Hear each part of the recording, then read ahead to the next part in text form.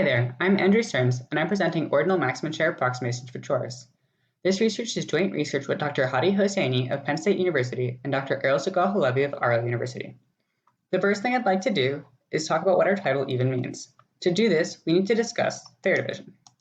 Fair division studies the problem of allocating a set of items to a set of agents in a way that each agent thinks is mathematically fair.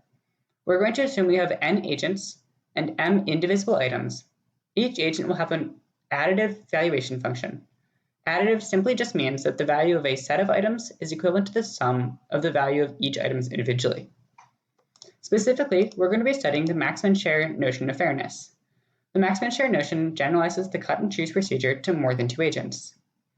I'm going to divide items into D bundles, and then if I pessimistically assume, because I have to choose last, that I get my least favorite bundle, that my goal should be to maximize the minimum value of any bundle. Therefore, I have the Maximin value. An allocation satisfies the Maximin share if each agent receives their Maximin value. Unfortunately, the Maximin share guarantee cannot always be guaranteed to all agents, and even when such an allocation exists, it's computationally intractable to find such an allocation. Thus, we consider many different approximations.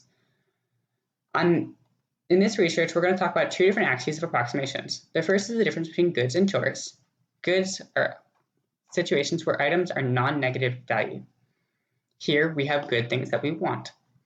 Chores are situations where items have non-positive value. Here, these are chores that we don't want. On the other axis, we have the difference between cardinal and ordinal approximations. Cardinal approximations aim to give each agent a multiplicative approximation of its 1 out of n Maximin share value. Ordinal approximations, however, let each agent kind of pretend that there's a different number of agents in the market when they're deciding how much work or goods they want. Unfortunately, these two different notions don't give any guarantees towards each other, but there are times in which we'd care about both of them. To help you visualize the differences between goods, chores, cardinal, and ordinal approximations, I have a statement here for what each agent might be saying in this setting. Specifically for ordinal approximations for chores, our agent might say something like, I'd like to do less work than if I had half as many agents to divide the work among. Now we can talk about the best existence results and the best polynomial time algorithms for each of these settings. But the most important one for this talk is the concepts of ordinal approximation for chores, where we provide an existence result of 1 out of 3n over 4 Maximin share, and a polynomial algorithm for 1 out of 3n over 4 minus log n, and another polynomial algorithm for 1 out of 2n over 3 Maximin shares. The other main contribution of our paper is a discussion of how to translate techniques for goods to techniques for chores. The three techniques I would like to talk about today are ordering, reductions, and bag filling. So the first technique is ordering, and ordering basically is the same between goods and chores.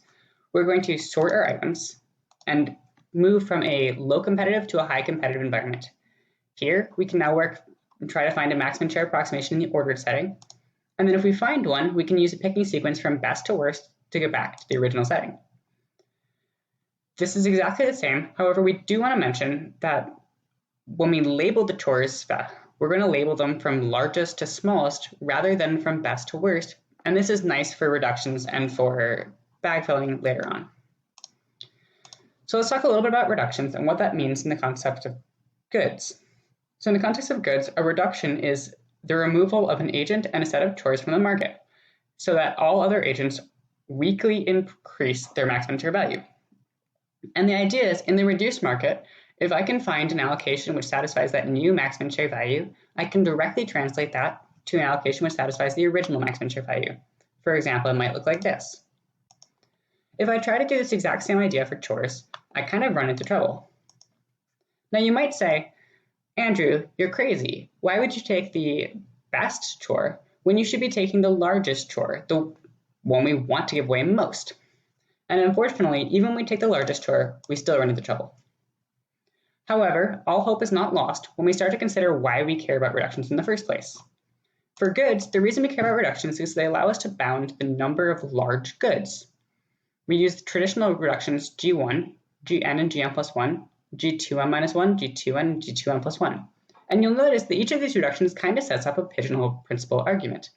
For the top n+1 items, we have at least 2 of them have to be in the same bundle. So let's assume the worst 2 are. In this situation, we now have a bound on the number of high-valued goods. Well, the same type of pigeonhole principle argument works for reductions for chores. We end up with a very nice result that the same type of bounds work, but we don't actually even have to remove agents or items from the market. And the really, really nice thing here is that we can even translate these from MMSN to MMSD, getting a result for ordinal approximations immediately. One thing that's worth mentioning is that when we talk about these reductions for 2D plus 1 and beyond, we assume that there are at least 2D plus 1 items.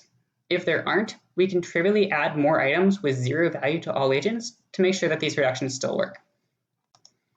The next technique I want to talk about is bag filling. Bag filling is essentially the process of just kind of adding items to a bag until some agent says it's worthwhile, at least for goods. In that setting, we want to take as little extra value as possible so that no other agent has to kind of complain that too much value is wasted. For chores, it's kind of different. Here, when we add items to a bag, we want to keep going as long as we can. For example, if we add item C1 to a bag, we can continue to add C5 to a bag because agent 2 will accept that new bag. Agents 1 and agent 3 like this because there's now less chores in the entire market and they're more likely to be able to satisfy their maximum share with the remaining chores. So let's put all these ideas together in our first algorithm. We're going to talk about 1 out of n over 2 maximum share. Here, we're going to basically run bag filling with a little bit of initialization, and we're going to aim for this target threshold of beta I for each agent. Now, beta I looks a little bit scary, but notice we just have 3 different approximations of the maximum share. And using these 3 different approximations of the maximum share, we can give some nice claims. So we'll first kind of break our analysis into 2 different cases. The large chores, C1 to CD. So if I pick n equals 6, and D here is n over 2, I have CD is C3. So the first 3 chores just kind of get initialized into a bundle, and then we'll continue bag filling from there. The small chores get to be bounded by value. We can do a little bit of arithmetic combined with the fact that no small chore could be added to any other agent's bundle to yield that the last agent must always be able to accept all the remaining chores. It turns out that this idea is not actually unique and we can push it a little bit further. And thus we end up with our algorithm for 1 out of 2n over 3. Here, instead of just looking at 3 reductions, we're going to consider 4 approximations of the maximum share. Now, again, we take our high chores, or our large chores, from C1 to C4, 2n over 3 now. Our medium chores now we'll add is the next D chores, and because these have less than half the maximum share value, we can kind of pair them together. Notice that we've kind of run out of space in our n bundles, though, after this, so we can't push this same idea a little bit farther. The last step with the small chores looks almost identical, so we end up with a pretty straightforward argument for 1 out of 2n over 3. As I mentioned, though, we can't actually push this idea to 3n over 4 maximum share. So to push the idea a little bit further, we have to get more creative. Here, we're now going to take our threshold to be exactly the 3n over 4 maximum share. Unfortunately, because this requires each agent knows their 1 out of 3n over 4 maximum share, this now makes that our algorithm is not polynomial, because there's no way to find the maximum share value in polynomial time, at least not exactly. Now, we're going to take large chores and small chores with a similar type of comparison. For large chores, we're going to compare our bundles to the maximum share bundles in some MS partition.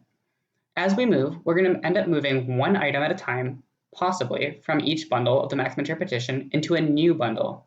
We'll group them in groups of 3 because we have some bounds in the size of these large chores, at least the worst of them. And we end up with, at most, 3n over 4 divided by 3, or n over 4 additional bundles that are added. So we kind of cap out at n bundles. The small chores in a similar approach holds as before, and we end up with a final result of a 1 out of 3n over 4 existence. Now, it would be polynomial if we knew what the 3n over 4 maximum share is. And this kind of leads into our next approach. Here, we can approximate the 1 out of 3n over 4 maximum share using binary search from the bin packing techniques. Using this kind of bin packing technique, we can find a adequate approximation of the 1 over 3 over 4 Maximin shared value, and thus conclude with a 1 out of 3 over 4 minus log n algorithm in polynomial time. I encourage you to look through our paper, either on arXiv or in the proceedings of AMAS for more details, but also happily welcome you to reach out to either Hadi, myself, or Errol with any questions. Thank you so much.